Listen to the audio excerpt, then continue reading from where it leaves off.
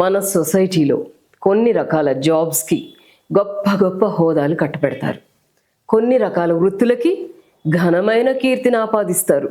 అటువంటి స్థానాల్లో ఉన్న వారిని హీరోలు, సూపర్ స్టార్లు అంటూ తెగ అప్రిషియేట్ చేస్తారు. కానీ ఆయా పనుల్లో ఉన్న వారి కంటే కూడా సమాజానికి అత్యంత ఉపయోగకరమైన పనులు చేసేవారు, ప్రాణాలకు తెగించి మరీ సేవలందించేవారు వేరే ఉంటారు.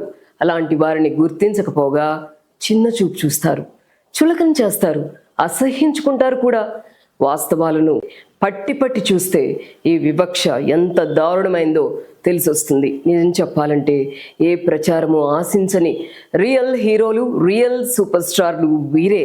అలాంటి వారే మాన్యువల్ స్కావెంజర్స్, అంటే మురుగు కాల్వల కార్మికులు అన్నమాట.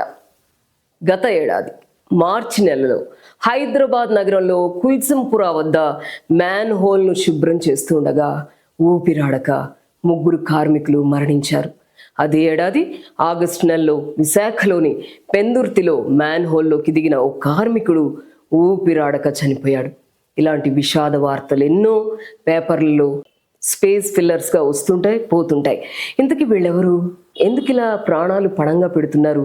ఇంత ఆధునిక కాలంలోనూ, శాటిలైట్ల శకంలోనూ, డిజిటల్ యుగంలోనూ మన దేశంలో ఇంకా మాన్యువల్ స్కావెంజర్ అనే పని నిశ్శబ్దంగా జరిగిపోతోందని చెప్పడానికి పై ప్రమాద సంఘటనలే సాక్ష్యం. అది కూడా ఒకానొక కుల సమూహం చేత అప్రకటిత నిర్బంధంతో ఈ పని చేయిస్తున్నారు.